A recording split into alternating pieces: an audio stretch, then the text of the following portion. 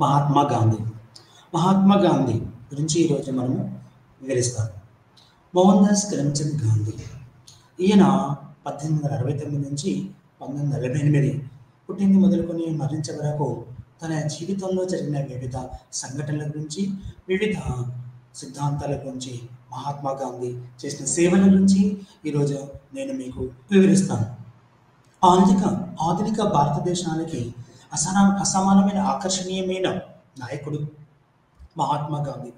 ఆయన నాయకుడే కాదు, ఆలోచనాపరుడు, సంపాదకుడు, రచయిత మరియు సంఘ సంస్కర్త. అయితే ఈయన గుజరాత్లోని ఒక సాంప్రదాయ వ్యాపారి కుటుంబంలో జన్మించి అతను దక్షిణాఫ్రికాలో ఒక లాయర్ వృత్తిని శిక్షణ తీసుకున్నాడు.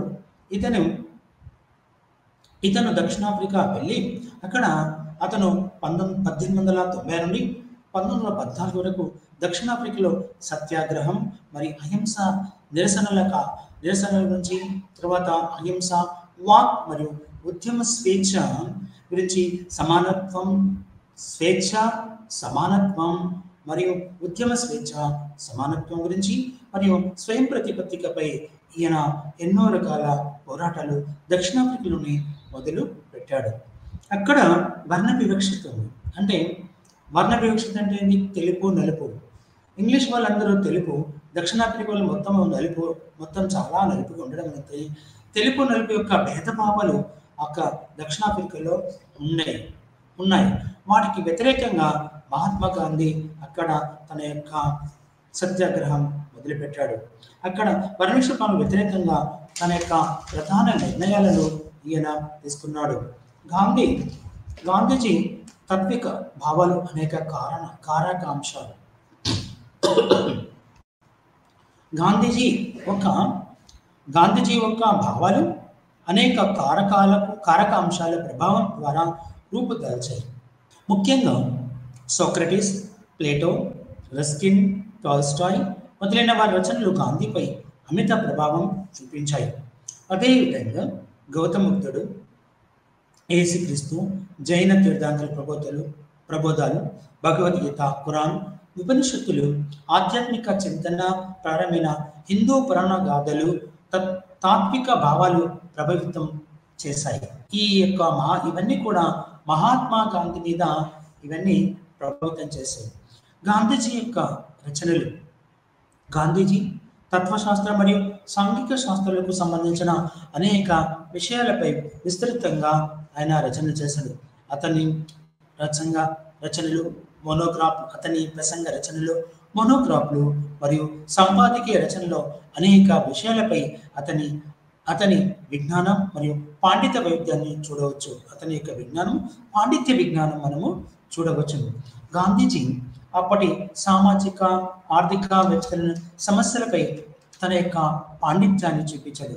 అంటే అప్పట్లో ఉన్న సాంఘిక, ఆర్థిక స్థితిగతుల గురించి మహాత్మా గాంధీ రచనలు చేశాడు.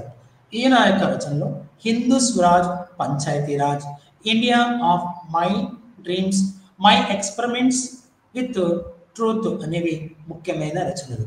ఒకటి హిందూ స్వరాజ్, పంచాయతీరాజ్. రెండవది ఇండియా ఆఫ్ మై డ్రీమ్స్. మూడవది మై ఎక్స్పెరిమెంట్స్ విత్ ట్రూత్ అనేవి ముఖ్యమైన రచనలు. అంతేకాకుండా ఆయన వార్తాపత్రికల్లో తన సంపాదకీయాల ద్వారా వివిధ అంశాలపై తన అభిప్రాయాలను అందించేవారు. అంటే వార్తాపత్రికలు ఉండేవి. వార్తాపత్రికల్లో తన వ్యాసాలను రచించేవాడు. తన యొక్క ఆలోచనలు ఆ వ్యాసాలలో తెలియజేసేవాడు. యంగ్ ఇండియా అతని పత్రికలు ఉన్నాయి.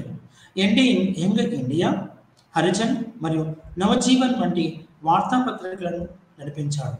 భారతదేశంలో సామాన్య ప్రజలకు అందరికీ 3 పత్రికలను ప్రచురించేవాడు ఆయన సంపాదకీయాల్లో. ఒకటి యంగ్ ఇండియా, హరిజన్, నవజీవన్ వంటి వార్తాపత్రికల్లో అతను రచించేవాడు. గాంధీజీ వారి యొక్క ప్రధాన ఆలోచనలు తత్వశాస్త్రం గురించి చర్చిస్తాయి.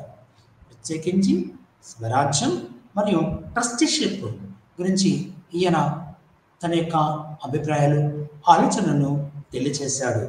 స్వరాజ్ పైన గాంధీజీ ఆలోచనలు.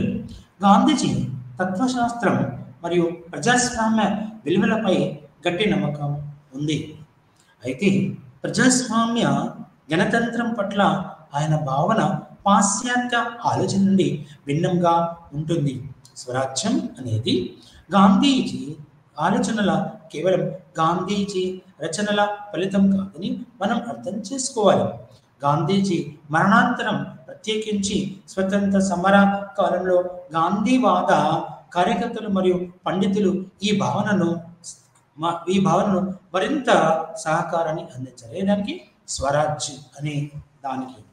అయితే ఈ స్వరాజ్ అనే పదం మనకు దేన్ని సూచిందంటే స్వరాజ్యం అంటే మన స్వంత రాజ్యంగా అర్థం. అయితే ఈ స్వరాజ్యం యొక్క గాంధీజీ ఆలోచనలు ఎలా ఉన్నాయంటే గాంధీజీ ప్రజాస్వామ్య విలువలపై ఆయనకు గట్టి నమ్మకం ఉంది. అంటే ఇది ప్రజాస్వామ్య గణతంత్రం పట్ల అతని భావన పాశ్చాత్యుల నుంచి వచ్చి కాకుండా అతని ఆలోచనలు భిన్నంగా ఉన్నాయి. అంటే ప్రత్యేకించి స్వాతంత్రానంతరం కాలంలో గాంధీవాద కార్యకర్తలు కూడా పండితులు కూడా ఈ భావన మరింత ముందుకు తీసుకెళ్లారు. గ్రామీణ ప్రజానికాన్ని ప్రాతినిధ్యం వహిస్తున్న భారతదేశ ప్రజలచే స్వరాజ్యం లేదా స్వయం పాలన వాస్తవికంగా మారాలని నిజంగా కోరుకున్నారు. అంటే భారతదేశం యొక్క ఆత్మ దాని గ్రామాల్లో ఉంది. అంటే భారతదేశం ఆత్మ ఎక్కడ ఉంది? మనిషి యొక్క ఆత్మ గుండె ఎన్నాళ్ళైతే పనిచేస్తుందో అప్పుడు మనిషి జీవిస్తాడు. ఎలాగైతే భారతదేశంలో గ్రామాలు ఎప్పుడైతే అభివృద్ధి చెందుతాయో అప్పుడు భారతదేశం ఉన్నత స్థాయికి ఎదుగుతుందనేది మన గాంధీజీ గారి యొక్క అభిప్రాయం. అంటే గ్రామాల్లోనే ప్రజలు ఉన్న భారతదేశం 70% ప్రజలు గ్రామీణ ప్రాంతాల్లోనే నివసిస్తున్నారు. అందుకని గ్రామాలు ఎప్పుడైతే అభివృద్ధి చెందుతాయో అప్పుడే దేశం అభివృద్ధి చెందినట్లు మహాత్మా గాంధీ యొక్క అభిప్రాయం. అంటే అధికార నిర్మాణం కింది నుంచి ప్రారంభం కావాలన్నాడు. భారతదేశం అంటే కింది గ్రామ స్థాయి, మండల స్థాయి, జిల్లా స్థాయి మరియు రాష్ట్రాలు మరియు కేంద్ర ప్రభుత్వాలు. స్థానిక ప్రభుత్వాలు అంటే 2 రకాలు: గ్రామీణ ప్రభుత్వాలు, పట్టణ ప్రభుత్వాలు. పట్టణ ప్రభుత్వాలకి మనము మున్సిపాలిటీ అని అంటారు. అందులో 3 స్థాయిలు ఉన్నాయి: నగర పంచాయతీలు, పురపాలక సంస్థలు, నగరపాలక సంస్థలు. ఇంగ్లీష్లో అయితే మున్సిపల్ కార్పొరేషన్, నగర పంచాయతీస్, మున్సిపాలిటీస్, మున్సిపల్ కార్పొరేషన్ అంటే కింది నుంచి పైకి. అలాగే పంచాయత్ రాజ్ సంస్థలు ఉన్నాయి. ఇవి అధిక బలోపేతం చేయాలనేది గాంధీజీ గారి యొక్క అభిప్రాయం. అంటే గ్రామ పంచాయతీలు, మండల పరిషత్తులు, జిల్లా పరిషత్తులు ఇవన్నీ కూడా రూరల్ ఏరియా అంటే గ్రామీణ ప్రాంతాల్లో ఉన్న ఈ యొక్క సంస్థలను ఎప్పుడైతే అభివృద్ధి చేయగలుగుతామో అప్పుడే దేశానికి స్వచ్ఛం ఇచ్చినట్లు లెక్కగా అని మన గాంధీజీ గారి యొక్క అభిప్రాయం. అంటే స్వేచ్ఛా భారతాల్లో ఆయన ఏమంటే విలేజ్ రిపబ్లిక్ అంటే రిపబ్లిక్ అంటే ప్రజలు విలేజ్ అంటే గ్రామీణ ప్రజల యొక్క గురించి ఆయన కలలు కన్నాడు. అంటే పంచాయత్ రాజ్ నిజమైన ప్రజాస్వామ్యానికి ప్రాతినిధ్యం వహిస్తుంది. మేము నిరాడంబరమైన మరియు అత్యల్ప భారతీయుడి భూమిలో ఎత్తైన వారితో తన యొక్క జీవితం సమానంగా పంచుకుంటానని మన స్వరాజ్కు ఈ దృక్పథాన్ని గ్రామ స్వరాజ్ అనే పదం ఉంది. స్వరాజ్కి గ్రామ స్వరాజ్ అనే పదం ఉంది. అంటే గాంధీ స్వరాజ్ అనే పదాన్ని ఆయన పిలిచే నాటికి ఇది వృద్ధి చెందుతూ ఉంది. నిజమైన ప్రజాస్వామ్యం స్వతంత్రంపై ఆధారపడింది. గాంధీజీ దృష్టిలో వ్యక్తిగత స్వేచ్ఛ, స్వయం ప్రతిపత్తి, స్వయం ఆధారిత సంఘాలతో మాత్రమే నిర్వహించబడుతుందని, ఇది ప్రజల పూర్తి భాగస్వామ్యం కోసం అవకాశాలు అందిస్తుంది. అంటే ఒక గ్రామం తీసుకుంటే ఆ గ్రామంలోని ప్రజలందరూ ఐక్యతగా ఉండి వాళ్ళందరూ కలిసి అందులో భాగస్వామ్యం అవుతారు. అంటే ఇప్పుడు గ్రామీణ సడక్ యోజన, గ్రామీణ పాడి పరిశ్రమ అభివృద్ధి, గ్రామీణ వ్యవసాయ అభివృద్ధి, గ్రామీణ చిన్న తరహా పరిశ్రమల అభివృద్ధి ఇవన్నీ కూడా అందరూ కలిసి చేస్తారు. కాబట్టి వాటి యొక్క అభివృద్ధిని కాంక్షించాడు మహాత్మా గాంధీ. అయితే గాంధీజీ గ్రామ సమాజం గురించి ఆలోచన ఏమిటంటే ఇది పూర్తిగా గణతంత్ర రాజ్యంగా, గణం అంటే ప్రజల చేత వాళ్ళకి స్వేచ్ఛ స్వాతంత్రాలతో వాళ్ళకి స్వతంత్ర ముఖ్యమైన కోరికల కోసం దాని పొరుగు వారితో సంబంధం లేకుండా ఉంటుంది. ఈ యొక్క గ్రామ స్వరాజ్యం అంటే పొరుగు గ్రామాలతో సంబంధం లేకుండా ఆ యొక్క గ్రామాభివృద్ధిలోనే ఆ యొక్క గ్రామ స్వరాజ్యం నెలకొంటుంది. దానికి శిక్ష కూడా పడతాయి. ఒకవేళ ఈ యొక్క గ్రామ స్వరాజ్యంలో ఒక గ్రామీణ కుటుంబం కనుక ఒక చోట నివాసం ఏర్పరచుకుని అంటే మిగతా వాళ్ళు ఎవరన్నా ఏదైనా అడ్డు చెప్పి లేకపోతే వాళ్ళను వెలిపల్లి చేస్తే వాళ్ళకి శిక్షించబడుతుంది. అంటే గ్రామీణ ప్రాంతాల్లో ప్రతి ఒక్క మనిషికి ప్రతి ఒక్క వ్యక్తికి స్వాతంత్రం ఇవ్వబడింది.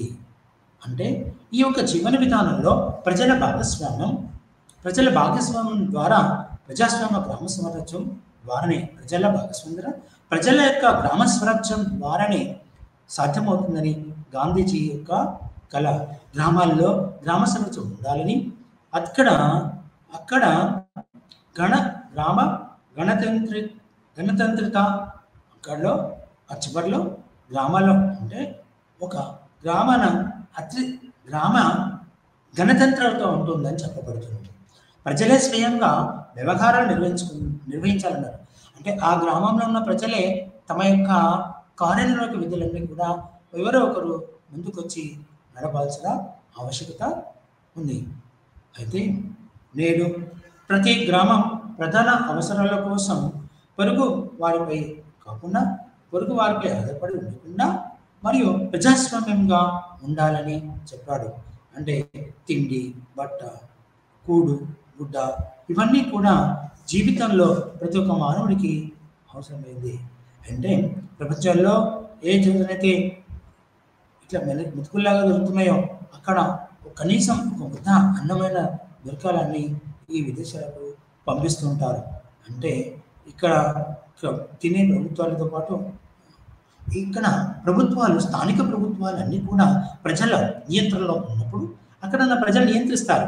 అంటే ప్రత్యక్షంగా ఉంటారు కాబట్టి గ్రామంలో ఏం జరుగుతుంది, గ్రామ కార్యదర్శి కావచ్చు, సర్పంచ్ కావచ్చు, ఎవరైనా కానీ దాన్ని తప్పు చేస్తే వేలుతో చూపించే ఆస్కారం కలది. అంటే అలా జరగకుండా ఉండాలంటే ప్రజలను తన యొక్క సుఖశాంతులతో వెలుకొని ఉండాలని చెప్పబడుతుంది. అయితే ఒక ఆదర్శ గ్రామం లేదా విలేజ్ రిపబ్లిక్ అనేది గాంధీ స్వరాజ్య ప్రధానమైన ఈ ఆదర్శ గ్రామం ఇదేంటంటే ప్రజలకు ఆదర్శవంతంగా నిలిచింది. అబ్బాయి ఎప్పుడు కూడా ఎక్కడికి వెళ్ళలే. నిన్న పంపిస్తున్నప్పుడు బ్యాండ్ కొడుతుంటే మాకు ఒక ఆలోచన వచ్చింది. అంటే ఆ సంగీతం ద్వారా వీళ్ళు ఆడి మర్చిపోతున్నారు కాబట్టి ఆ యొక్క గంటలు ఆ యొక్క విధానంలో ప్రజలందరూ ఏకతాటిపై వచ్చి ఆ యొక్క గ్రామాభివృద్ధి, ఆ యొక్క నిరుపేదలకు ఇల్లు లేని వాళ్ళకు ఇల్లు కట్టి పడుకునేటట్టు చేశారు. అయితే ఇక్కడ వికేంద్రీకరణ అంటే కేంద్ర ప్రభుత్వము, రాష్ట్ర ప్రభుత్వము, జిల్లా పాలనలో 2 స్థానిక ప్రభుత్వాలు, 1 గ్రామీణ ప్రభుత్వాలు, 2 పట్టణ ప్రభుత్వాలు నగర పంచాయతీ, మున్సిపాలిటీలు, నగరపాలక సంస్థలు. ఇది పంచాయతీరాజ్ ఇన్స్టిట్యూషన్ లేదా గ్రామీణ పాలకులు జిల్లా పరిషత్తు, మండల పరిషత్తు, కమిటీ. ఈ రోజుల్లో ఆ యొక్క గ్రామ పంచాయతీలు ఒక కమిటీగా ఏర్పడి కేంద్ర రాష్ట్ర ప్రభుత్వాల యొక్క పథకాలు అమలు కోసం నిర్విరామంగా కృషి చేస్తూ ఉన్నాయి. అయితే ఈ యొక్క విధానంలో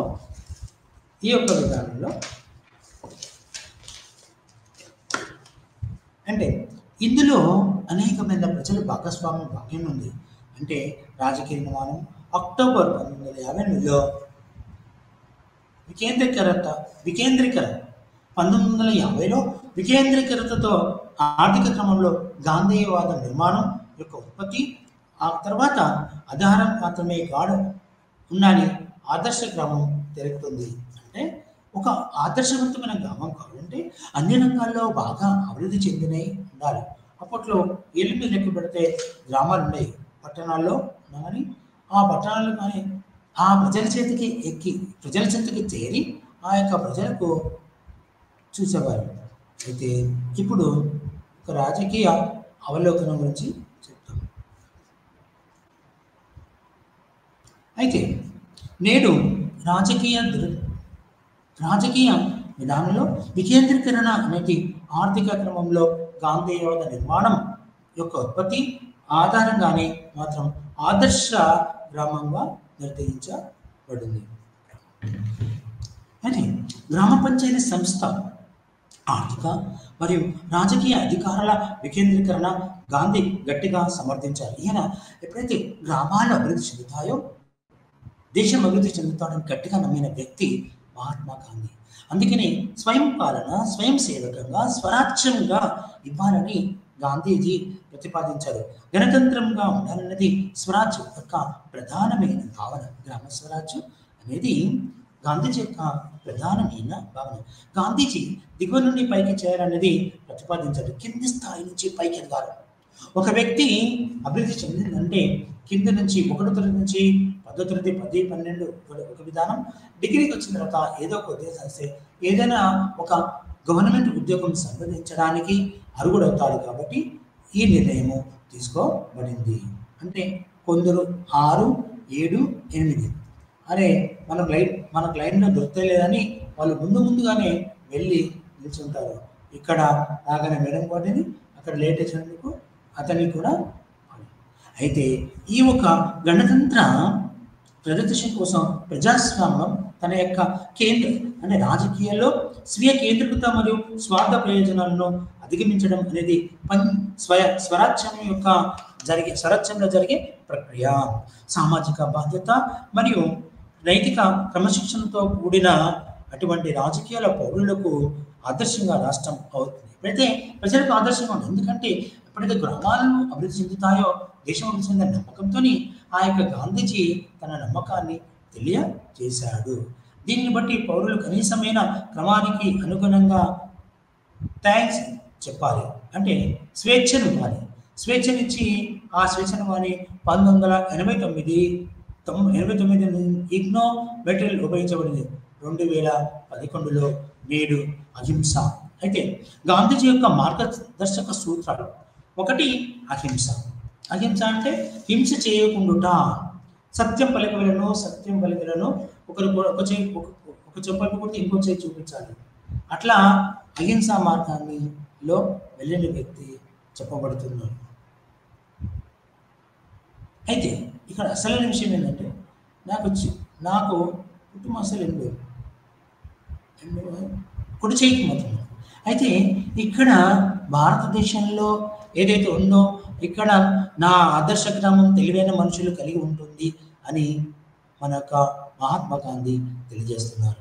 అంటే ప్రపంచంలో ఎవరైతే తనను తాముగా పట్టుకోగలుగుతారో అక్కడ ఉంటుంది. అలాగే అప్పట్లో ప్లేగు, కలరా, మసూచి అనేది వాటికి సరైన మందులు లేకుండా పోవడం, జనాలు అధికంగా మరణించేవారు. ఈ మసూచి, ప్లేగు, కలరా మూలంగా వీటిని నిర్మూలించడానికి స్థానిక ప్రభుత్వాలు ఎంతో కృషి చేయాలన్నది తన యొక్క అభిప్రాయం. స్థానికంగా చిన్నప్పుడు ఎప్పుడైతే ఎదుగుతూ ఉంటాడో అతనికి కావాల్సిన పోషకాలు ఇస్తేనే అతను ఉన్నత స్థాయికి వెళుతాడు. అలాగే ఈ ఒక్క గ్రామ స్వరాజ్యంలో పంటలు పండించడానికి కూడా ఇదే విధానాన్ని అవలంబించారు. స్వరాజ్యం నా జన్మ హక్కు, స్వరాజ్యం నా జన్మ హక్కు అంటే నేను నా రాజ్యాన్ని పాలించుకుంటే అది నా హక్కు అని చెప్పింది మన బాలగంగాధర్ తిలక్. కానీ ఇక్కడ స్వరాజ్యంలో ప్రతి ఒక్క గాంధీ ఏం నమ్ముతాడంటే తన యొక్క స్వరాజ్యంలో గ్రామ యూనిట్లు ఎప్పుడైతే అన్ని సౌఖ్యంగా కోఆర్డినేషన్ సమన్వయంతో ఆ గ్రామాభివృద్ధి చెందుతుందని మహాత్మా గాంధీ గాఢంగా నమ్మాడు. అయితే గాంధీజీ ఈ యొక్క విధానంలో అహింస ఎట్లనైతే చెప్తున్నాడో వ్యక్తిగత స్వయం ప్రతిపత్తి, ప్రతి ఒక్క వ్యక్తి తన యొక్క కాళ్ళ మీద తనకి నిలబడాలని చెప్తాడు. ఇవన్నీ మార్గదర్శకాల్లో అహింస, ఒకటి చెప్పకూడదు ఇంకో దగ్గర చూపించమని చెప్పే వ్యక్తి యొక్క స్వయం ప్రతిపత్తి, దానిలో ప్రజల శక్తి భావన, బలమైన మరియు శక్తివంతమైన భావ సంఖ్యలు, ప్రజల మధ్య సహకారం, ఆధ్యాత్మిక నిర్మాణం, భారతీయ సంస్కృతి పునరుద్ధరణ మరియు జాతీయ ఐక్యత, స్వయం పాలక, స్వయం పరిపాలన స్థానిక కమ్యూనిటీలు కేంద్ర ప్రభుత్వం రూపంలో నియమించబడటం కానీ అధికార కేంద్రీకరణ నియమాలను సృష్టించడం లేదు.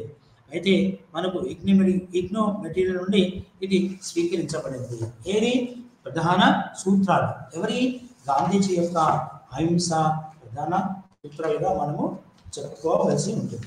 గ్రామ స్వరాజ్యం, సామాజిక బాధ్యత మరియు సహకార స్ఫూర్తి, ఒకరికొకరు సహకరించుకోవడం, అలాగే స్వయం సమృద్ధి కలిగిన జిల్లాలు మరియు జిల్లా ప్రావిన్సులు, అంటే ఆ రోజుల్లో రాష్ట్రాలు కాకుండా ప్రావిన్సులుగా విభజించింది. ఏ రోజుల్లో బ్రిటిష్ వాళ్ళు భారతదేశాన్ని పరిపాలిస్తున్నప్పుడు జిల్లాలు ప్రావిన్సులుగా విభజించి వాటిలో కింది స్థాయి గ్రామాలు కూడా ఉండేవి.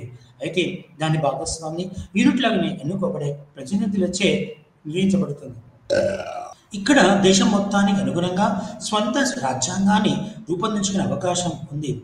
తర్వాత ఇది ఎప్పుడైతే స్వంత రాజ్యాంగాన్ని ఏర్పరచుకున్నామో నేడు ఆ స్వంత రాజ్యాన్ని లిఖిత రాజ్యాంగం, భారతదేశం అనేది అతిపెద్ద ప్రజాస్వామ్యంలో లిఖిత రాజ్యాంగం. ఇందులో అప్పట్లోనే 300 పైచిలుకు 369 అధికరణాలు, 22 భాగాలు, 8 షెడ్యూల్గా ఉండేది. నేడు 458 అధికరణాలు, 25 భాగాలు, 12 షెడ్యూల్గా విభజించింది. ఇందులో కూడా గ్రామీణాభివృద్ధి, గ్రామ స్వరాజ్యం గురించి అధిక ప్రతిని 74వ రాజ్యాంగ సవరణలు 1992 చట్టం ప్రకారం ఏర్పరిచింది. 11వ షెడ్యూల్లో దీన్ని చేర్చబడింది. అందులో 243 అధికరణ మొదలుకొని 243A నుండి ఓ వరకు పంచాయతీరాజ్ సంస్థల నుంచి రాజ్యాంగ హోదా కల్పించబడింది. అలాగే పట్టణ ప్రభుత్వాలకైతే P మొదలుకొని 243P మొదలుకొని 200ZC వరకు ఇచ్చారు. అంటే వాటికి రాజ్యాంగ హోదా ఇవ్వడంతో స్వయం ప్రతిపత్తిగా వాటి యొక్క అభివృద్ధిని చూడగలుగుతున్నాము. అంటే గాంధీజీ యొక్క తత్వశాస్త్రం ప్రధానంగా స్వరాజ్యం భావనపైనే ఆధారపడింది. స్వరాజ్యం, ఆది స్వ, నేను, మా సొంతంగా మా రాజ్యాన్ని మేమే ఫలించుకుంటామనే భావన గాంధీజీ గారు తెలియజేశారు. అహింస అనేది స్వరాజ్యకి సాధనం మాత్రమే. అయితే స్వరాజ్యం ఒక వ్యక్తి యొక్క స్థితి నుంచి ఏ పరిస్థితుల్లో వివిధ భావనతో గాంధీ స్వరాజ్య భావనను గ్రహించడం మనకు కనిపిస్తుంది. అయితే స్వరాజ్యం గ్రహాంతర పాలన నుండి దేశానికి స్వతంత్ర సందర్భాన్ని కలిగి ఉంది. వ్యక్తి యొక్క రాజకీయ స్వేచ్ఛ యొక్క ప్రకటన, ఆధ్యాత్మిక స్వేచ్ఛ లేదా వ్యక్తి యొక్క స్వయం ప్రతిపత్తిని సాధించడం అనేది ఈ యొక్క ఇగ్నోమెట్రీస్ కలిగించి వాళ్ళు మనకి చెప్తున్నారు. అయితే రాజకీయ రంగంలో ఎప్పుడైతే రాజకీయ సార్వభౌమత్వ స్వతంత్రం అనే భావన గాంధీజీ స్వరాజ్యం యొక్క అర్థాన్ని ఇస్తుంది. అయితే ఈ స్వతంత్రానికి అర్హత అతనికి జత చేయబడ్డ బాయ్, అతను యంగ్ ఇండియా 1925లో ఆగస్టు 6, 1926లో ఇలా చెప్పబడుతూ రాశాడు. అంటే స్వపరిపాలన అనేది ప్రభుత్వ నిర్వహణ నుండి ప్రభుత్వంగా ఉండటానికి మరియు దీనికోసం ఎదురు చూస్తూ ఉంటే క్షమించండి, ప్రజా జీవితం యొక్క ప్రతికూల జీవితంలో ప్రతి ఒక్క వ్యక్తి జీవితంలో ప్రతికూల పరిస్థితులు ఉంటాయి. వాటిని అధిగమించాలి. అంటే ప్రతి వివరాలు వాటినన్నింటినీ కూడా చక్కగా నియంత్రించుకొని సార్వధికారం సాధించడానికి స్వచ్ఛమైన మార్గాలను ఉపయోగించాలని గాంధీజీ గట్టిగా సమర్థించారు. అతను అహింస అంటే హింసాత్మకమైన పరిమాణంగా చెప్పవచ్చును. అహింస అంటే అది హింసాత్మక పరిణామంగా చెప్పవచ్చును. దీనికి ఏమంటుందంటే అహింస అంటే హింసాత్మకమైన ఇది ప్రపంచానికి మరియు భారతదేశాన్ని కూడా వణికిస్తుంది. యంగ్ ఇండియా 17 జూలైలో ఇగ్నోమెట్రీలో ఈ యొక్క విషయాన్ని గురించి మీకు తెలియజేయబడింది. ఇది థియరీ ఆఫ్ జస్టిస్. ఇక ఇప్పుడు చదివి స్వరాజ్యం అనేది ఎప్పుడైతే చెప్పాడో ట్రస్టీషిప్ అనేది కూడా అతి ముఖ్యమైన విషయంగా గాంధీజీ గుర్తించాడు. ట్రస్టీషిప్ అనేది రాజకీయ తత్వశాస్త్రంలో గాంధీ యొక్క నవల సహకారం నిజానికి ఇది అతని రాజకీయ తత్వం యొక్క ఆర్థిక పొడవు. అయితే ఇక్కడ గాంధీజీ ట్రస్టీషిప్ అనేది ఉంటుంది. అంటే ఇప్పుడు ట్రస్ట్ అంటే ఒక దానికి ఒక ప్రత్యేకమైన విభాగం ఏర్పాటు చేసుకుని ఆ ప్రత్యేకంగా వారికి సహాయ సహకారాన్ని అందించడం.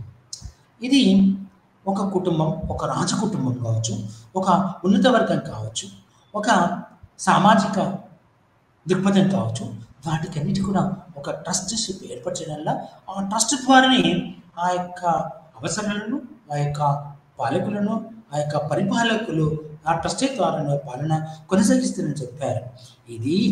ఈ ట్రస్టీషిప్ మా నిజానికి ఇది అతని రాజకీయ తత్వశాస్త్రం యొక్క ఆర్థిక పొడిగింపుగా మనము గమనించవచ్చును. అయితే తద్వారా ప్రకృతి మరియు సమాజం యొక్క సంపదలు పబ్లిక్ ట్రస్ట్గా పరిగణించడం ప్రధాన లక్ష్యం. మరియు సమాజం యొక్క సంపదలు సమానంగా ఉపయోగించబడతాయి. దేశంలో ఉన్న సంపదలని ప్రజలందరికీ సమానంగా ఉపయోగించబడాలని ఆ యొక్క విధానాల గురించి మనం తెలుసుకుంటున్నాం. అయితే భౌతిక ఆస్తి, సామాజిక ట్రస్ట్ అని గాంధీజీ అభిప్రాయం. ఏం ట్రస్టీషిప్ను భౌతిక ఆస్తి లేదా సామాజిక ట్రస్టీ అని గాంధీ అభిప్రాయం. కాబట్టి యజమాని ఒక ఏదైతే సంస్థ ఉన్నదో ఆ సంస్థ యొక్క యజమాని యొక్క ఆస్తిలో సంబంధం ఉన్న ఇతర సభ్యులు దాని నిర్వహణకు యజమానితో సంయుక్తంగా బాధ్యత వహిస్తాయి. అలాగే ఇక్కడ మరియు అందరి సంక్షేమ కోరికలు అందరి కోరికలు నెరవేరేలాగా ఆ గ్రామ ప్రజల యొక్క ఈ ట్రస్టీషిప్ యొక్క ముఖ్యమైన పని. అయితే గాంధీజీ గారి యొక్క ఆలోచనలో మరియు రాష్ట్ర పాత్రలో ట్రస్టీషిప్ యొక్క ఆలోచన ఒక ముఖ్యమైన స్థానాన్ని ఆక్రమించింది. అదేంటిదంటే గాంధీజీ యొక్క సిద్ధాంతం మూలాలు దోపిడీ మరియు అసమానత యొక్క గాంధీజీ లోతైన సంబంధం కలిగింది. అతను గాంధీజీ బాగా లోతుగా అంటే బావిలో లోతుగా కాదు, ఆ సమస్య ఎలాంటి జటిలం కాకుండా ఆ సమస్య యొక్క విధానం గురించి చెప్పాడు. అయితే ఈ ట్రస్టీషిప్ ఒక కీలకమైన పాత్ర పోషించింది ఇక్కడ భారతదేశం మొత్తం మీద. అయితే 1980లో దోపిడీ లేని సమాజాన్ని స్థాపించడంలో ట్రస్టీషిప్ యొక్క ఆలోచన కీలక పాత్ర పోషిస్తుందని గాంధీజీ గారి యొక్క అభిప్రాయం. ఇది అప్రవృత్తగా అనే భావన కాకుండా వివరిస్తుందని రాజకీయ ట్రస్ట్ అనేక భావనల ఇది ప్రాథమిక అంశాలు సమాజంలో పెరుగుతున్న ఆర్థిక అసమానతలు, ఈ యొక్క ఆర్థిక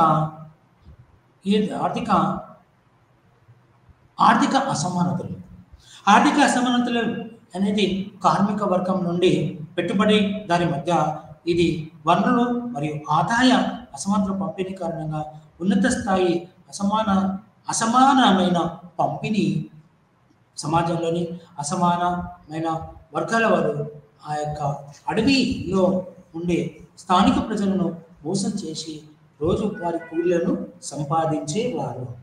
ట్రస్టీషిప్ యొక్క గాంధేయ భావన లోతైన తాత్విక పునాది కలిగి ఉంది.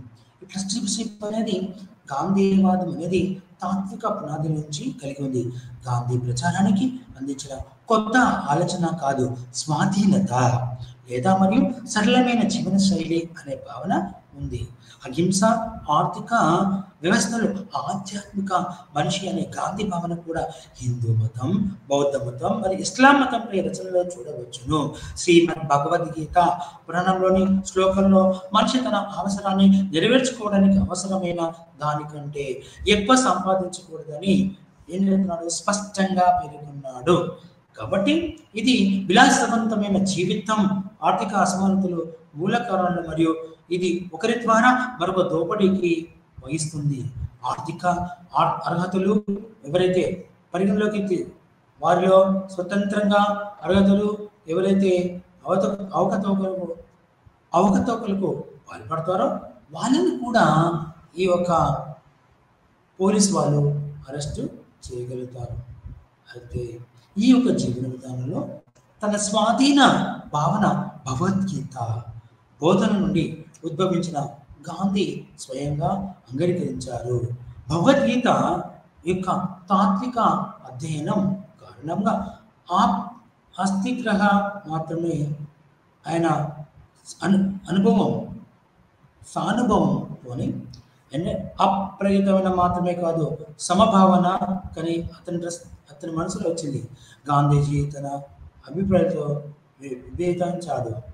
గాంధీజీ సర్వంతో అతను విభేదించాడు. అంటే ఈ యొక్క జీవన విధానంలో ఏం చెప్పింది, గాంధీజీ యొక్క ఆధ్యాత్మిక వారసుడు మరి భూటాన్ ఉద్యమకర్త యొక్క ఆచార్య భగవదీయుడు నుండి ఇతను సర్వోదయ తత్వశాస్త్రంలో విస్తృతాత్మ విశ్వాస్త వృత్తిని అనే పదాన్ని ఉపయోగించాడు.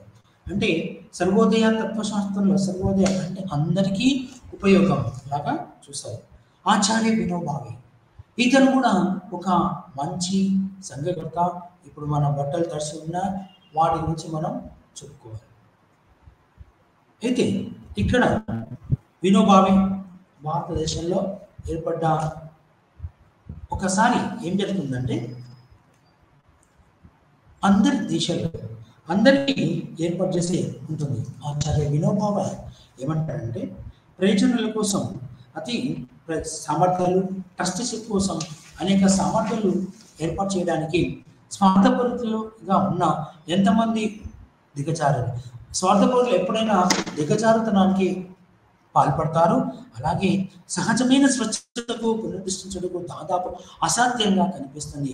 అందువల్ల నేను దానిని విశ్వసిస్తుంది అనే ఆలోచన సంపదతో భర్తీ చేశాను అనగా విశ్వాస వైఖరి అనే పదం అవాంఛనీయమైన అమలు లేదా విషయం గురించి తెలియజేయబడుతుంది. అయితే ఇక్కడ గాంధీవాద అహింసావాద సామాజిక ఆర్థిక ఫ్యాక్టరీల్లో చిన్న తరహా మధ్య తరహా పరిశ్రమలు లేదా శ్రమలతో కూడిన పరిశ్రమలు స్థానిక ద్వారా సమానత్వం మరియు స్వేచ్ఛ వృద్ధిని సాధించవచ్చని ఇక్కడ పేర్కొనడం జరిగింది. గాంధీ ఆధునిక పారిశ్రామికరణ లేదా భారీ పారిశ్రామికరణ గురించి అనుకూలంగా లేరు. బదులుగా అతను గ్రామీణ పాశ్చాత్య సమీకరణకు ఎక్కువ ప్రాధాన్యత ఇచ్చాడు. ఇది ట్రస్టీషిప్ ఆలోచనగా మనము చెప్పవచ్చు. కేవలం నాన్ మెకానికల్ కాకుండా మానవ స్నేహపూరితమైన ప్రామాణిక ప్రపంచంలో మాత్రమే ఇది సాధ్యపడుతుంది. అయితే ఇక్కడ మనం నేర్చుకోవాల్సిందంటే ట్రస్టీషిప్ సిద్ధాంతంలో గాంధీ కార్మిక మరియు ఇంటిగ్రేటెడ్ ట్రస్టీషిప్ అనేది గాంధీజీ యొక్క ఆలోచన అహింస మార్గాల ద్వారా పర్యావరణ సమస్యను పరిష్కరించడానికి ప్రయత్నించింది. అత్యంత సాంకేతిక పరిశ్రమలో ఈ యొక్క పెట్టుబడిదారీ వర్గ శ్రమ దోపిడీ కారణంగా ఈ పర్యావరణ ప్రక్రియ ప్రారంభమైందని గాంధీజీ యొక్క భావన. ఈ సందర్భంగా ఏమైతుందంటే పెట్టుబడిదారులు ఉద్యోగుల నుండి గరిష్ట పనిని పొందేందుకు ప్రయత్నించారు. గరిష్టం ఎంతైతే అంత పని ఈ యొక్క పెట్టుబడిదారులు అట్లా కర్మాగారాల్లో, వ్యవసాయ రంగంలో, పారిశ్రామిక రంగంలో వివిధ రకాలుగా పనిచేస్తున్న మనుషులు అందరూ కూడా ఈ యొక్క ఎవరైతే పెట్టుబడిదారులు ఉన్నారో వాళ్ళను ఒక చూపుగా చూశారు. అయితే ట్రస్ట్ లాంటి సంస్థ నడిపేందుకు ఎలాంటి హింస తీవ్రవాద ప్రమేయం లేకుండా సరైన రీతిలో నిర్వచించడం వారి ప్రాముఖ్యత యొక్క వివరణ కోరబడింది. అయితే ఇక్కడ నిర్వహణ పరిస్థితుల్లో నిర్ధారించిన స్నేహితులు మరియు ఆత్మీక సమాజంలో ఇక్కడ మనకి ఏం తెలుస్తుందంటే సహకార వాతావరణంలో మరియు శ్రమ మరియు మూలధనం ఏ వ్యవస్థకైనా మూలధనం ముందు పెట్టుబడి పెట్టేసిన తర్వాత వాటి ఫలితాల గురించి ఆలోచించదు, దాన్ని నడుపుతుండాలి. ప్రతి మూలధనంలో ధనం మధ్య సంఘర్షణ కంటే సహకారంపై దృష్టి పెట్టాలని చెప్పారు.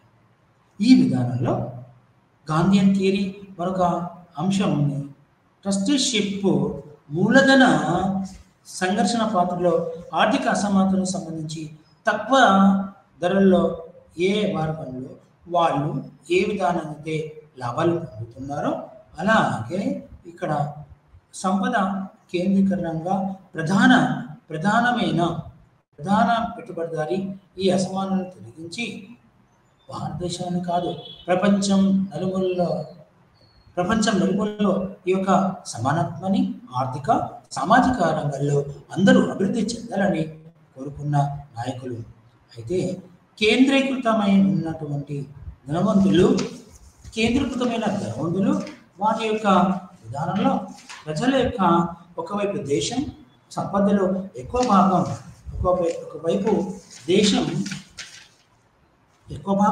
మరోవైపు నగ్నంగా మిలియన్లో అంటే ధనికులు కొంచెమైతే పేదవాళ్ళు అనేక మందిగా ఉన్నారు. పారిశ్రామిక యూనిట్లు సహకార నిర్వహణ అనేది గాంధీస్ ట్రస్ట్లో అంతర్భాగం. సంపద మరియు ఆస్తిలోని యొక్క వికేంద్రీకృత వ్యవస్థలో గాంధీజీ నిర్వచించారు. అంటే ట్రస్టీషిప్ అనేది కింది స్థాయి నుంచి అంటే దాని కేంద్రీకరించాలని చెబుతున్నాడు. అయితే Gandhi today trusteeship the grand ఆర్డినేటివ్ గా భావిస్తాడు. పారిశ్రామిక సమస్య మరియు కార్మిక మరియు పెట్టుబడి మధ్య సంఘర్షణ చేరుకోవడానికి ట్రస్టీషిప్ రాజకీయ సాధనంగా ఇది అభివర్ణిస్తూ ట్రస్టీషిప్ అనేది రాజ్యాధికారం ద్వారా అణచివేతకు మరియు వ్యక్తిగత మరియు కార్మికుల పరాయీకరణకు ఇది వ్యతిరేకంగా ఒక రక్షణ కవచం అని పట్టుబడి ఆధ్యాత్మిక మాత్రం అందిస్తుంది. ఈ దివ్యానుభూతి లోపల ప్రసిద్ధ అయితే ఈ జీవన విధానంలో ట్రస్టీషిప్ అనేది దాని యొక్క స్వభావం చిక్కుల గురించి గాంధీ సుదీర్ఘంగా చర్చించిన సోషలిస్టుల బృందం దృష్టిని ఉత్తేజపరుస్తుందని వివరించబడింది. ఫలితంగా డ్రాఫ్ట్ రాయడం జరిగింది. ఈ సముదాయం దాని సమానతావాదాన్ని బలోపేతం చేయడానికి గాంధీజీ డ్రాఫ్ట్ యొక్క చివరి పాఠం ఇక్కడ కొన్ని నేను వివరిస్తాను. ఒకటి, ట్రస్టీషిప్ ప్రస్తుత పెట్టుబడిదారీ క్రమాన్ని లేదా సమాజాన్ని సమానత్వ మార్చే మార్గాన్ని అందిస్తుందని, ఇది పెట్టుబడిదారీ విధానాన్ని విమర్శనాత్మకమైనది కాదు, కానీ ప్రస్తుత యాజమాన్య తరగతికి తనను తానుగా పరిష్కరించుకునే అవకాశాన్ని ఇస్తుంది. ఇది మానవ స్వభావం విముక్తి అతీతం కాదనే విశ్వాసం మీద ఆధారపడి ఉంటుంది. రెండవది, దాని స్వంత సంక్షేమం కోసం సమాజం అనుమతించినంత వరకు మినహా ఆస్తి యొక్క ప్రైవేట్ యాజమాన్యం యొక్క ఏ హక్కు కూడా ఇది పొందలేదు, గుర్తించబడలేదు. అంటే ఎప్పుడైతే గుర్తించబడుతుందో దానికి విలువ ఉంటుంది, కానీ ఇక్కడ స్వతంత్ర భారతదేశం కాదు ఈ యొక్క ట్రస్టీషిప్కు ఇలాంటి విధానం. మూడోది, ఇది సంపద యొక్క యాజమాన్యం మరియు ఉపయోగం యొక్క శాసన నియంత్రణ వినాయించుతుంది. ఈ ట్రస్టీషిప్కి శాసనాలు ఉన్నాయి. ఎవరైతే ఉంటారో వాళ్ళే శాసనం తయారు చేస్తారు, ఎవరైతే యాజమాన్యంగా ఉంటారో దాన్ని ఉపయోగిస్తారు. ట్రస్టీషిప్ యొక్క ముఖ్యమైన విధానం రాష్ట్ర నియంత్రణ. ట్రస్టీషిప్ కింద ఒక వ్యక్తి స్వార్థ తృప్తి కోసం లేదా సమాజ ప్రయోజనాలు విస్మరించడం కోసం సంపదను కలిగి ఉండడానికి లేదా ఉపయోగించడానికి స్వేచ్ఛగా ఉండదు. కానీ కొన్ని భారతదేశం చట్టాలను అనుసరించి ట్రస్టీషిప్ అనేది కేంద్ర స్థాయిలోను రాష్ట్ర స్థాయిలోను వాటిని అమలు చేయబడ్డాయి. నాలుగవది, ఐదవది, అయితే సరైన కనీస జీవన వేతనాన్ని నిర్ణయించాలని ప్రతిపాదించినట్లు పరిమితి కూడా ఉండేది. భారతదేశంలో స్వతంత్రం వచ్చినాక సమాన పనికి సమాన వేతనం అంటే కనీస వేతనాన్ని, అంటే ఏదైనా పని చేస్తే ఆ రోజు అందరికీ ఒకే రకమైన కనీస వేతనాన్ని పొందడానికి ఈ యొక్క ట్రస్టీషిప్ ప్రాచుర్యం పొందింది. అంటే ఏ వ్యక్తికైనా అనుమతించబడే గరిష్ట స్థాయి ఆదాయం కోసం నిర్ణయించబడింది. అటువంటి కనీస ఆదాయాల మధ్య వ్యత్యాసం సహేతుకమైనది మరియు సమానమైనదిగా మరియు కాలానుగుణంగా మారుతూ ఉండాలని, తద్వారా వ్యత్యాసాన్ని నిర్మూలించే ధోరణి ఉంటుంది. అయితే నేడు చివరిగా గాంధేయ ఆర్థిక క్రమంలో ఉత్పత్తి యొక్క స్వభావం సామాజిక అవసరం ద్వారా నిర్ణయించబడుతుంది, వ్యక్తిగత కోరిక లేదా దురాశ ద్వారా కాదు. అంటే భారతదేశంలో గాంధీజీ ఏం చెప్తున్నారంటే, ఆర్థిక క్రమంలో ఉత్పత్తి యొక్క స్వభావం సామాజిక అవసరం ద్వారా నిర్ణయం. అంటే సమాజంలో ఎవరున్నారు వాళ్ళ ద్వారానే ఈ యొక్క ఆర్థిక ప్రగతి అనేది ఉంటుంది. వ్యక్తిగత కోరిక లేదా దురాశ ద్వారా మాత్రం ఈ యొక్క విధానం ఏర్పాటు. అయితే ఆచరణలో ట్రస్ట్షిప్ ఆచరణ ఎలా చేస్తారు అనేది చెప్పడానికి గాంధీజీ ఆర్థిక వ్యవస్థలో నిషేధించబడింది మరియు ఆస్తి మరియు సంపద పట్ల దురాశ సామాజిక వ్యవస్థలో అహింసను సృష్టించింది. భారతదేశంలో భూ సంస్కరణ ఛాంపియన్ అయిన వినోబావే, అంటే భూతాన్ ఆంధ్రప్రదేశ్లోని నల్గొండ జిల్లాలో అది భూతాన్ పోచకుల నుండి భూమిని పంచడం చేశాడు ఆచార్య వినోబావే. అది ఒక గొప్ప సంఘటన. భారతదేశంలోనే ఆచార్య వినోబా ట్రస్ట్షిప్ గురించి చెప్తున్నప్పుడు ఈయన యొక్క విధానం చెప్తున్నాడు. అంటే ట్రస్ట్షిప్ యొక్క గాంధీ సిద్ధాంతాన్ని వర్తింపజేస్తారు. మరి కొంతమంది ఆర్థిక అసమానతలపై ఆధారపడి ఆస్తి నిర్మించడంలో విజయం సాధించారు. ట్రస్ట్షిప్ యొక్క ఆదర్శం యొక్క అంగీకారం సంపద మరియు వ్యక్తి మరియు సమాజం మధ్య సంబంధానికి సంబంధించి మన మొత్తం ఆలోచన మారుస్తుందని ఆచార్య వినోబావే తెలియజేశాడు. ఆచార్య వినోబావే తను విశ్వస్మృతి, తన యొక్క సంస్కృత భాషలో ఇది విశ్వస్వతి అంటే విశ్వస్వరతి అని పిలిచాడు. అంటే వ్యాపారి త్రితగతి. వాసిక్ ప్రజల యొక్క విశ్వాసం. వాసిక్ అనేది ప్రజల యొక్క విశ్వాసం. భూతాన్ ఆందోళన కాలంలో ఆయన దృష్టి కేవలం భూ సంస్కరణల రంగంలో కాకుండా ఏకకాలంలో సామాజిక అశాంతి మరియు అసమానతల సమస్యల పరిష్కరించడంపై దృష్టి పెట్టాడు. ఆచార్య వినోబా ఏం చేశాడు? భూ ఆందోళన, భూమి గురించి ఆలోచిస్తే ఆయన అశాంతి మరియు అసమానతల గురించి కూడా ఈయన ఎన్నో పరిష్కార మార్గాలు కనుగొనాలని చెప్పాడు. ఆయన ప్రభుత్వానికి కూడా విన్నవించాడు. ట్రస్ట్షిప్ అనేది సామాజిక అశాంతి సమస్యను పరిష్కరించే ఒక మాధ్యమం. మనం అహింస గాంధీజీ అయితే ఏదైనా చేయాలని వాయిదాలు లేకుండా అహింసా మార్గం ద్వారానే సాధించాలని చెబుతున్నాడు. కాబట్టి భూదాన్ గ్రామదానం అంటే ఉద్యమంగా ట్రస్ట్షిప్ మొత్తాన్ని వర్తింప. ఈ ట్రస్ట్షిప్ ద్వారానే భూదాన్ భూమిని దానం చేయడానికి ఏర్పాటు చేసిన భూదాన్ ఇది ఒక ట్రస్ట్షిప్లో ఒక భాగంగా పనిచేస్తుంది. అంటే మనుషులు ఎవరికైతే వనరులు లేని వారి మధ్య వనరుల పునః పంపిణీ, ఎవరికైతే లేదో వాళ్ళకి అవి పంపిణీ చేయాలి. ఏంటి? భూమిని పంపిణీ చేయాలి. తర్వాత వివిధ రకాల జీవనోపాధి కారకాలను కూడా పంపిణీ చేయాలని వినోబావే చెప్పారు.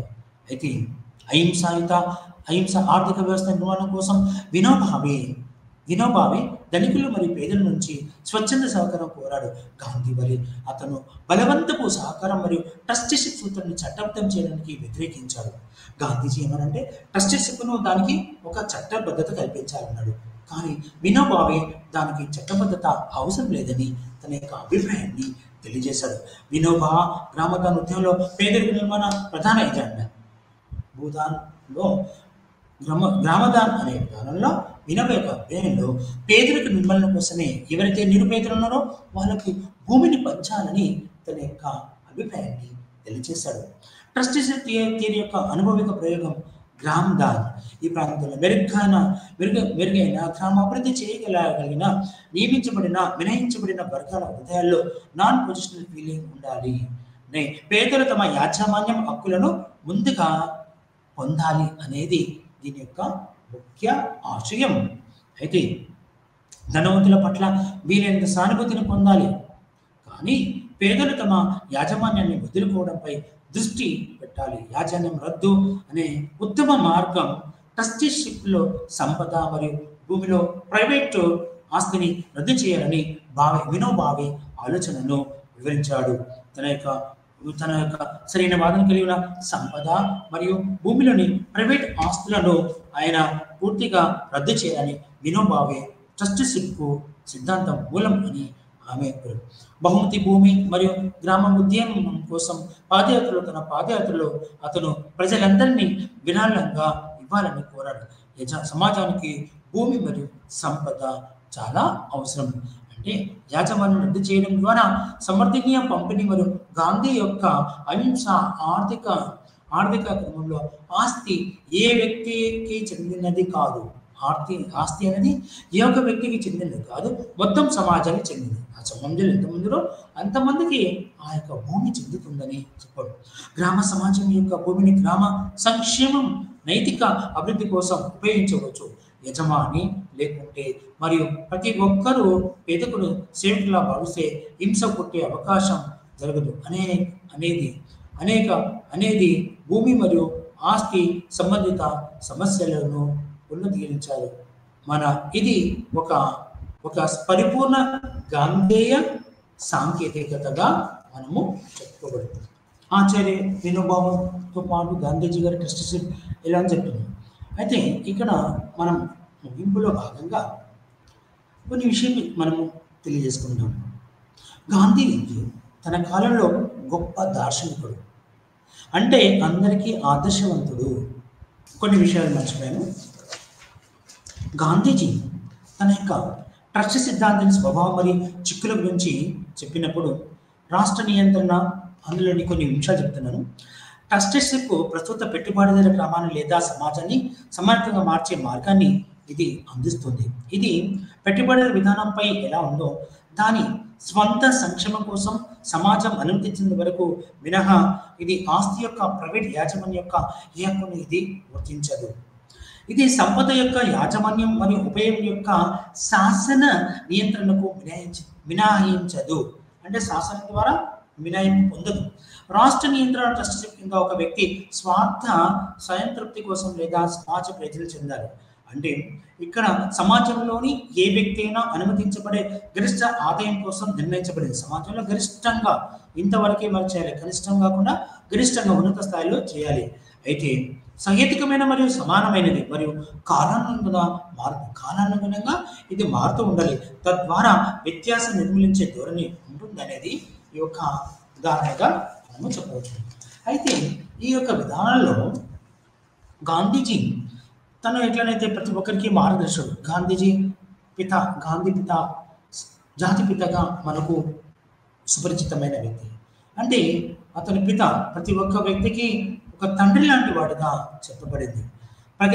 గాంధీజీలో ఏమిటంటే కొన్ని విముక్తి మరియు ప్రగతిశీల ఆలోచనలు, అతను వలస పాలనకు వ్యతిరేకంగా స్వతంత్ర పోరాటానికి నాయకత్వం వహించడమే కాకుండా మనందరికీ సరళమైన జీవనం మరియు ఉన్నతమైన ఆలోచనను అందించాడు. గాంధీజీ ఏమిచ్చాడు? అహింస పరమో ధర్మ.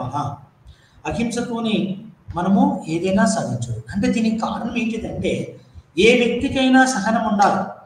గాంధీజీ యొక్క ఏ వ్యక్తి అయినా రెచ్చగొడితే వాటికి మనము స్పందించకుండా ఓర్పుతో సహనాన్ని పాటించాలని గాంధీజీ గారు ఆయన చెప్పాడు. అంటే స్వతంత్ర పోరాటానికి నాన్ వైలెన్స్, అహింసా విధానాన్ని, తర్వాత సత్యాగ్రహాన్ని, తర్వాత ఉప్పు సత్యాగ్రహం అని ఎన్నో రకాల ఆయన విధానాల ద్వారా స్వతంత్ర పోరాటాన్ని చేశాడు. అయితే తన ఇంచడే కాకుండా మానవులకి సరళమైన జీవనం మరియు ఉన్నతమైన ఆలోచనలు అందించాడు. గాంధీజీ యొక్క స్వరాజ్య ఆలోచన ఒక చక్కటి ఉదాహరణ. అంటే గ్రామాలు ఎప్పుడైతే బాగా అభివృద్ధి చెందుతాయో వాటి నేడు ఏదైతే చట్టం తీసుకొచ్చారో 2 షెడ్యూల్ చేస్తారు. 11వ షెడ్యూలు, 12వ షెడ్యూల్. 11వ షెడ్యూలు గ్రామీణ లేదా పంచాయతీరాజ్ సంస్థలు, ఇవన్నీ కూడా వికేంద్రీకృతం. అంటే ప్రభుత్వాల్లో ప్రజలందరికీ అధికారం ఇవ్వాలని, స్థానిక సంస్థలకి వాటికి అధికారాలు ఇవ్వాలన్నది స్వరాజ్యం యొక్క ముఖ్య ఉద్దేశం. అంటే దీన్ని వికేంద్రీకరించబడింది. అంటే కేంద్ర ప్రభుత్వము, రాష్ట్ర ప్రభుత్వము, స్థానిక ప్రభుత్వాలు. ఈ స్థానిక ప్రభుత్వాలకు ఎప్పుడైతే నువ్వు స్వయం ప్రతిపత్తిని కలిగిస్తావో అప్పుడు గ్రామాలు బాగా అభివృద్ధి చెందుతాయి. గ్రామాలు అభివృద్ధి చెందితే దేశం అభివృద్ధి చెందుతుంది అనేది మన గాంధీజీ గారి యొక్క వాదన. అందుకని చాలా ఏళ్ళ తర్వాత ఎప్పుడైతే 73, 74 సంవత్సరం 1992 చట్టం తీసుకొచ్చారో దాని యొక్క ముఖ్య ఉద్దేశం అప్పట్లో ఉన్న పివి నరసింహారావు ప్రధానమంత్రిగా ఉన్నప్పుడు వాటికి రాజ్యాంగ హోదా కల్పించారు. దీనికి స్థానిక ప్రభుత్వాలకి అంటే పంచాయతీరాజ్ సంస్థలు అంటే వాటికి ఏమంటారంటే గ్రామీణ ప్రభుత్వాలకి గ్రామ పంచాయతీ, మండల పరిషత్, జిల్లా పరిషత్ వీటికి రాజ్యాంగ హోదా 1992 చట్టం ప్రకారం, రాజ్యాంగ సవరణ చట్టం ప్రకారం ఏప్రిల్ 24, 1993 నుంచి ఈ యొక్క పంచాయతీరాజ్ సంస్థలు అంటే అమల్లోకి వచ్చింది చట్టం. దాంట్లో అధికరణ 243 ఏ మొదలుకొని 243 వరకు ఈ యొక్క పంచాయతీరాజ్ సంస్థలు చెప్పాడు 11వ షెడ్యూల్లో. అంటే ఏమంటాడు, గ్రామాలకు స్వయం ప్రతిపత్తి పాలన ఇవ్వాలి. గ్రామ పాలనలో సర్పంచ్, కార్యదర్శి పరిపాలనలో ప్రజలకు ఆ గ్రామీణ ప్రాంతాల్లో ఉన్న వాళ్ళకి ఎలానైతే స్వయం పాలన వస్తుందో అప్పుడు ప్రతి ఒక్క వ్యక్తి తను స్వతంత్రను, స్వేచ్ఛ సమానత్వం కోసం మరి గాంధీజీ గారు స్వేచ్ఛ సమానత్వాన్ని కోరుకున్నారు. ప్రజలందరికీ సమానత్వం, ప్రతి ఒక్క వ్యక్తి స్వేచ్ఛగా తన యొక్క జీవితాన్ని, అందుకని గాంధీవాదం అంటారు. ఈయన అహింస పరమోధర్మః అన్నట్టుగానే వీటి ద్వారా ఏం చేయాలి అంటే ప్రజాపాలనలో చాలా ముఖ్యమైనది అంటే ముఖ్యమైనది స్థానిక ప్రభుత్వం. అంటే గ్రాస్ రూట్ లెవెల్, కింది స్థాయి నుంచి పైకి పరిపాలన కొనసాగాలని వాటిని నిర్ధారించాడు. అంటే వికేంద్రీకరణలో ప్రజల భాగస్వామ్యాన్ని నిర్ధారించడానికి 3 అంచెల పంచాయతీరాజ్ వ్యవస్థను ప్రవేశపెట్టడంతో గ్రామ స్వరాజ్ కోసం గాంధీ కళలు వాస్తవంలోకి అనువదించబడ్డాయి. 3 అంచెల పద్ధతి అంటే మనము బల్వంతరాయ్ మెహతా కమిటీ ఎప్పుడైతే బల్వంతరాయ్ మెహతా కమిటీ సూచన మేరకు గ్రామ పంచాయతీ, మండల పరిషత్, జిల్లా పరిషత్ ఏదైతే చేశారో ఆ తర్వాత మనకు అశోక్ మెహతా కమిటీ 2 అంచెల పద్ధతి, జిల్లా మరి తర్వాత మండల పంచాయత్ సమితులను ఏర్పాటు చేయలేదు. కానీ అశోక్ మెహతా కమిటీ చేసిన సిఫార్సులతో ఎక్కడ కూడా పరిపాలన జరగట్లేదు. కానీ బల్వంతరాయ్ మెహతా 3 టైర్ సిస్టమ్ 3 అంచెల ప్రభుత్వాన్ని ఇచ్చారు. కాబట్టి ఇది పంచాయత్ రాజ్ అంటే గాంధీజీ కళల కన్నా వాస్తవానికి అనుసరించబడ్డాయి. ఆయన యొక్క ప్రధాన లక్ష్యం పంచాయత్ రాజ్ సంస్థల అంటే పంచాయత్ రాజ్ ఇన్స్టిట్యూషన్ ప్రజలకు సుపరిపాలన అందించడం ద్వారా ప్రభుత్వాన్ని ఇంటి వద్దకు తీసుకెళ్ళినట్టు అవుతుందని గాంధీజీ యొక్క ఆలోచనలు. అయితే భారతీయ రాజకీయ వ్యవస్థలో గ్రామీణ ప్రజల భాగస్వామ్యం నిర్ధారిస్తుంది. ట్రస్టీషిప్ పైన ఆయన అభిప్రాయాలు సమానత్వం మరియు నీతి సూత్రాలను కలిగి ఉన్న రాజకీయాల గురించి అతని ఆలోచనలను తెలియజేశాయి. అంటే రాజకీయాలు ఎలా ఉన్నాయి, ట్రస్టీషిప్ ఎలా పనిచేయాలి, తర్వాత ఈ యొక్క స్వరాజ్యం అనేది ఎలా పనిచేయాలి అనే తన యొక్క ఆలోచనలు అన్నీ కూడా దేశ పురాభివృద్ధి, స్థానిక పేద ప్రజల్లో అంటే పేదవాళ్ళు కూడా ఉన్నత స్థాయి ఆర్థికంగా అభివృద్ధి చెందాలనే తన యొక్క ఆలోచనలే ఈ యొక్క పంచాయతీరాజ్ ఇన్స్టిట్యూషన్, పంచాయతీరాజ్ సంస్థల యొక్క ఏర్పాటు చేయాలని చెప్పాడు. అయితే వినోబావే భూదాన ఉద్యమం ద్వారా గాంధీయన్ ట్రస్టీషిప్ను ఆచరించారు. సమగ్రంగా భారతదేశంలో మొట్టమొదటిసారిగా భూదాన్ పోచంపల్లిలో తన యొక్క భూమిని ప్రజలకు, భూమి లేని వాళ్ళకి భూమిని అందించారు. ఇది పూర్వపు ఆంధ్రప్రదేశ్ నల్గొండ జిల్లాలోని ఇక్కడ పోచంపల్లి ద్వారా భూదాన్ కార్యక్రమాన్ని ఆచార్య వినోబావే ఏర్పాటు చేశారు. ఇది కూడా ఈ ట్రస్టీషిప్ ఆధ్వర్యంలోనే వినోబావే ఈ యొక్క కార్యక్రమాన్ని నిర్వహించారు. వినోబావే ఒక గొప్ప తత్వవేత్త. అతని సిద్ధాంతాలు అనుభవపూర్వకంగా పరీక్షించబడ్డాయి. ఆచార్య వినోబావే మరియు మహాత్మా గాంధీ యొక్క సూత్రాలు, వాళ్ళు చేసిన వాళ్ళ యొక్క రచనలు అంటే స్వరాజ్యం, అహింస, సమానత్వం, స్వేచ్ఛ, ట్రస్టీషిప్ మరియు వికేంద్రీకరణపై గాంధీ యొక్క ప్రధాన ఆలోచనలు ఇప్పటి వరకు మనం తెలుసుకున్నాం. అంటే సమానత్వం, ప్రజల్లో కుల, మత, వర్ణ, లింగ భేదం లేకుండా అందరికీ సమానత్వాన్ని అందించాలని మనకు తెలియజేశాడు. అంటే స్వేచ్ఛ, స్వేచ్ఛగా తను తమ యొక్క భావాలను వ్యక్తపరచడం, స్వేచ్ఛగా ఎక్కడికైనా వెళ్ళడం, స్వేచ్ఛగా తన యొక్క విధి విధానాలను రూపకల్పన చేసుకోవడానికి ప్రతి ఒక్క వ్యక్తికి అంటే ఇండివిజువల్గా అతను అభివృద్ధికి దోహదపడాలని చెప్పాడు. ఇక వికేంద్రీకరణ అంటే చెప్పాం కదా, కేంద్ర రాష్ట్ర స్థానిక ప్రభుత్వాలుగా వాటికి ఎప్పుడైతే స్థానిక ప్రభుత్వాలకే ఎక్కువ అధికారాలు ఇవ్వాలని గాంధీ గారి యొక్క అభిప్రాయం. అయితే ఈ విధానంలో కొంతవరకు సాహిత్యపరంగా ఇక్కడ అసమానత ఎక్కువగా ఉంది. ప్రజల్లో ఇప్పటికి కూడా గ్రామీణ ప్రాంతాల్లో అసమానతలు ఎక్కువగా ఉన్నాయి. వివక్షత ఉంది. కుల వివక్ష, భారతదేశంలో కుల వివక్షత ఎక్కువగా ఉంది. వర్ణ వివక్షత అంటే తెలుపు నలుపు రంగు, నేను నల్లగా ఉన్నాను, తెల్లవాళ్ళు వాటి వర్ణ వివక్షత వల్ల ఎప్పుడైతే వర్ణ వివక్షత వచ్చిందో అభివృద్ధి ఉంటుపడుతుంది అని చెప్పారు. ఇక్కడ బ్రిటిష్ గ్రామ స్వరాజ్ అంటే గ్రామ స్వరాజ్ అంటే గ్రామ స్వయం పాలన అని అర్థం.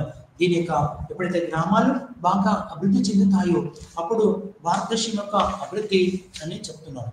అయితే మీకు మళ్ళీ ఒకసారి ఆ యొక్క గాంధీజీ యొక్క వివిధ రచనల ద్వారా తన యొక్క భారతదేశాన్ని చెప్పాడు. అందుకని బాపు భారతదేశాన్ని భారత జాతిపితగా ఎందుకంటే అతను అహింసా మార్గం ద్వారా భారతదేశానికి స్వతంత్ర పోరాటాన్ని నిర్వహించాడు. కాబట్టి ఈ యొక్క స్వతంత్ర పోరాటంలో భారతదేశం యొక్క విలువలను ప్రపంచ స్థాయికి అందించారు. అందుకని ప్రపంచ నలుమూల భారతదేశం యొక్క ఖ్యాతిని ఈ యొక్క అహింసా మార్గం ద్వారా ప్రపంచానికి చాటి చెప్పి భారతదేశానికి స్వతంత్రాన్ని సాధించడంలో ముఖ్య కారణులుగా చెప్పవచ్చు. ఇంతటితో నా ఉపన్యాసం ముగిస్తాను. నమస్కారం.